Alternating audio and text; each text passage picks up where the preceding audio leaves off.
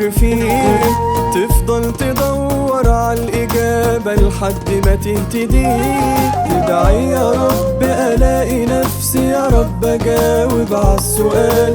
مهما سرحت بعدت تهت أكيد يا رب ده مش محال. هو احنا بنعيشها صح ولا في شيء ممكن ما يصح؟ هو احنا بنعيشها صح ولا في شيء ممكن ما يصح؟ دور بصبرك واحتمالك، ربنا سندك حماك. اسأل وادور واجتهد علشان يا رب اقول رضاك.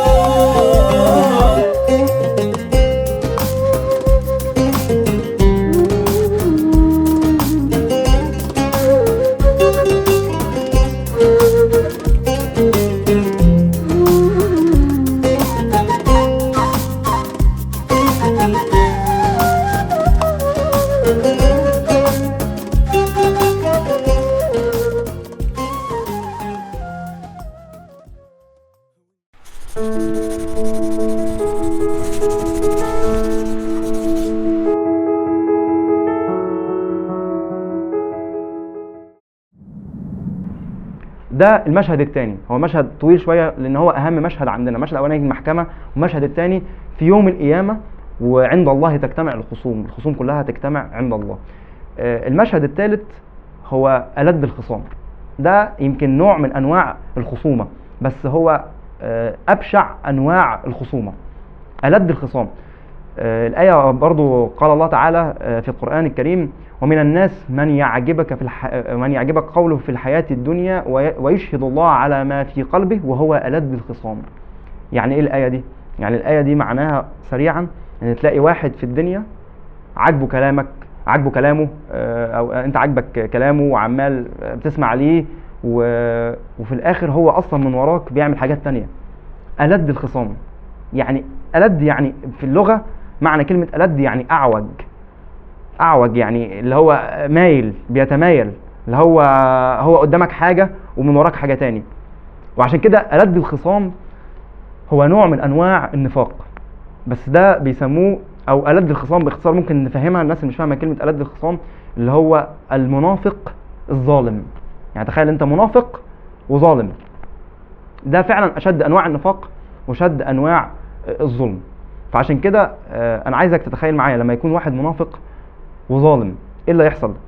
دايما المنافق في لما يجي خاصم او بيقولك في خصومته بيكون عامل ازاي.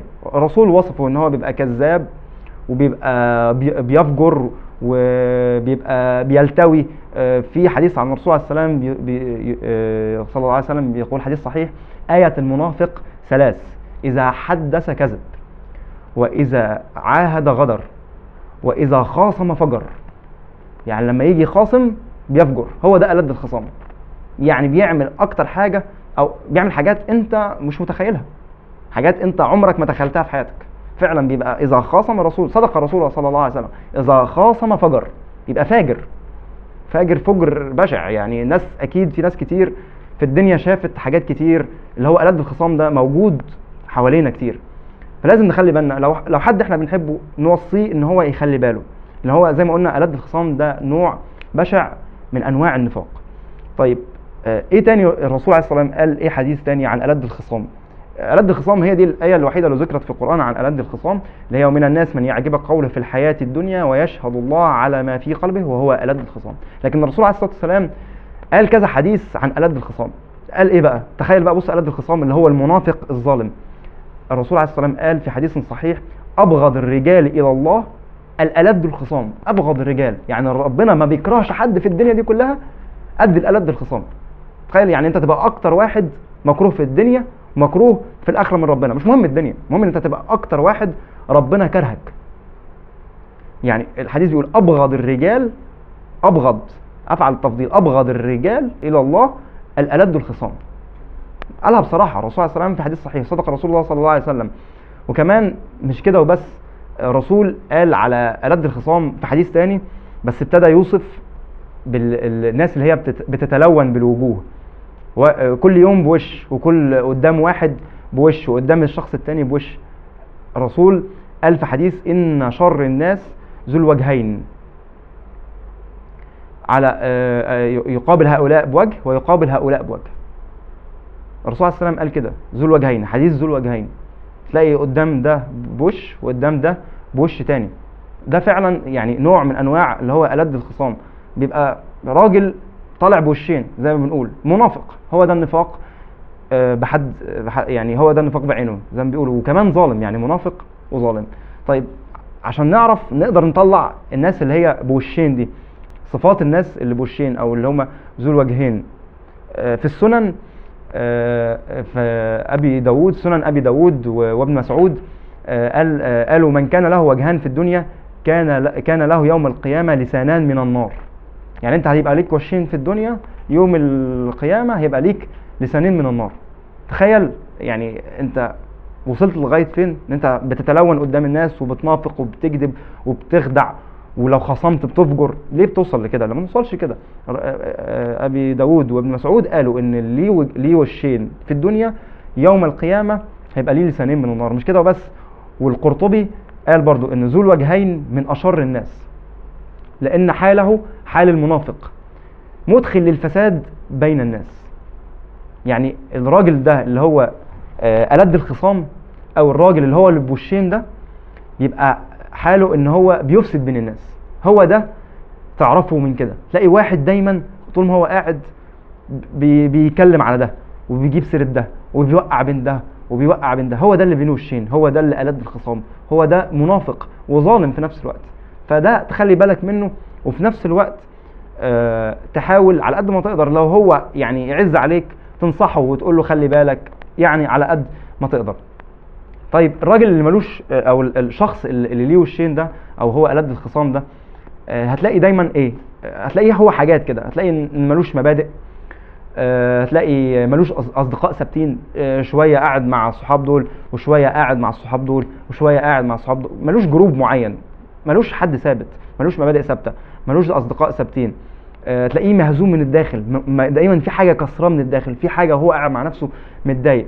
تلاقي دايما اتربى على الكذب وتربى على الخداع وتربى على ان هو يوقع بين الناس، دايما اتربى على كده. تلاقيه بيتمايل حسب المصالح، بيتلون زي ما بنقول، او بيتلون بوشه. طيب وتلاقيه برضه في نفس الوقت تافه، تلاقيه وضيع، تلاقيه حاجاته دايما تافهه، بيتكلم يعني ما تلاقوش راجل ذو عقليه فذه. الراجل اللي هو اللي ليه عقليه، او الشخص اللي ليه عقليه بيعمل، سواء بيدرس دراسات كويسه، دراسات في الدين في العلم، ما تلاقيه مش فاضي الكلام، لا ده تلاقيه تافه، وتلاقيه وضيع، وتلاقيه لابس اقنعه. الاقنعه دي مش بيكشفها في الدنيا غير ذو الفراسه وذو العقل. وفي الاخره الاقنعه دي مش يعني مش هتستخبى على ربنا، بالعكس ده ربنا هيفضحه وسط الناس كلها. الرسول برضه صلى الله عليه وسلم حذر من ذو الوجهين، او اللي هم اصحاب الوشين، قال ان هم يعني او وصفهم بالخيانه. ليه وصفهم بالخيانه؟ لان هو قال ما يؤتمنوش. ان قال رسول الله صلى الله عليه وسلم في حديث صحيح: لا ينبغي لذي الوجهين ان يكون امينا. يعني لو انت شايف واحد بيتلون والصفات اللي احنا قلناها في الاول دي كلها وبوشين وبيوقع بين فلاني وبيوقع بين شخص وشخص، ما تأتمنوش على اي حاجة ابدا، لان الرسول عليه السلام هو اللي اوصى بكده: لا ينبغي لذي الوجهين ان يكون امينا. صدق رسول الله صلى الله عليه وسلم. يعني انا اسف ان انا طولت عليكم، بس يعني نحاول على قد ما نقدر نحاول نخلي بالنا من المشاهد اللي احنا قلناها. احنا قلنا 3 مشاهد لغايه دلوقتي، لسه ما قلناش المشهد الرابع. لو فاكرين احنا في اول حلقه احنا قلنا هنقسم الحلقه على 4 مشاهد. المشهد الاولاني هو المحكمه، وقلنا بسرعه وصفنا المحكمه دي عامله ازاي عشان برضو الناس تحاول تقرب الصوره. وتاني حاجه، تاني مشهد اللي هو وعند الله تجتمع الخصوم، او يوم القيامه. المشهد الثالث اللي احنا قلناه اللي هو ابشع انواع الخصومه، اللي هو ألد الخصام. ده أبشع أنواع الخصومة.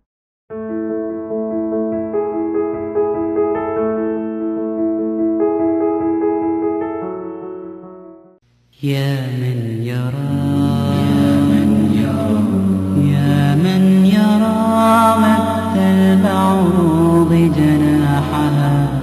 جناحها في ظلمة الليل البهيل الأليل.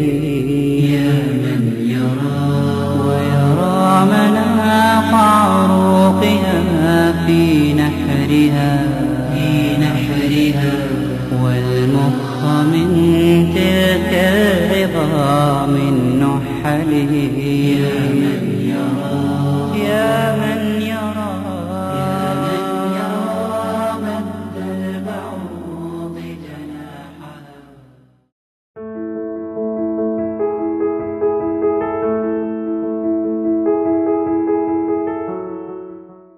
المشهد الرابع احنا عايزين نعالج المشكله دي. يعني انت لو انت حسيت سمعت الكلام ده وحسيت ان انت فيك المشكله دي، او حاسس ان في حد قريب منك، اخوك، صاحبك، حبيبك قريب منك في المشكله دي، ازاي نعالج القصه دي؟ طيب عشان نعالج القصه دي لازم اول حاجه نعترف ان احنا عندنا القصه دي او عندنا الصفه دي.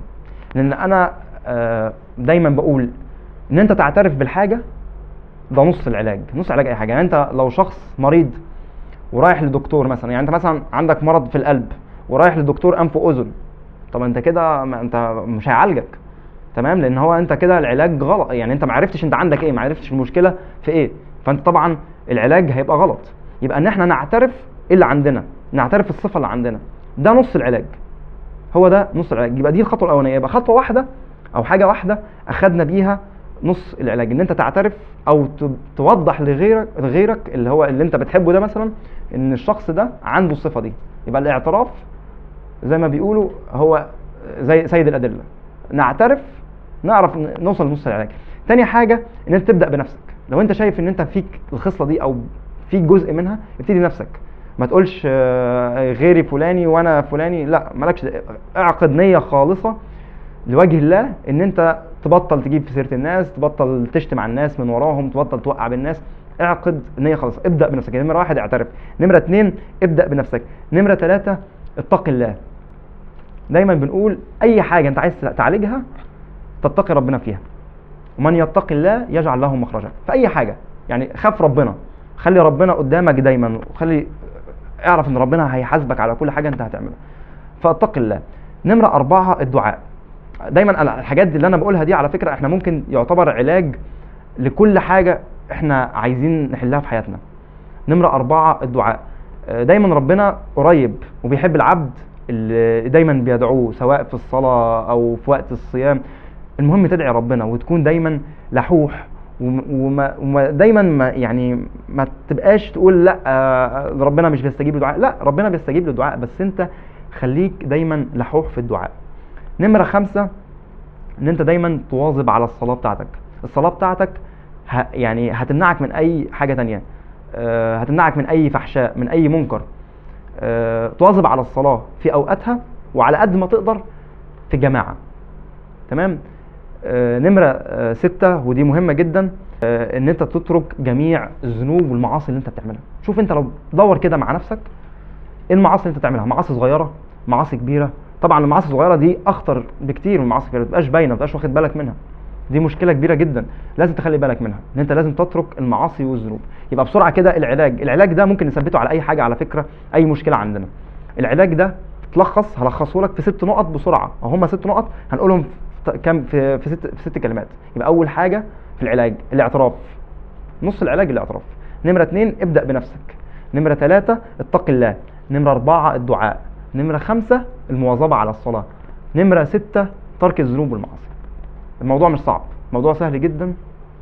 ودايما انا بقول ان ال6 حاجات دي هي دايما اللي بتنجينا من اي حاجة في الدنيا، عشان ما تبقاش ظالم، ما تبقاش كاذب، ما تبقاش اي مشكلة عندك في الدين او في الدنيا.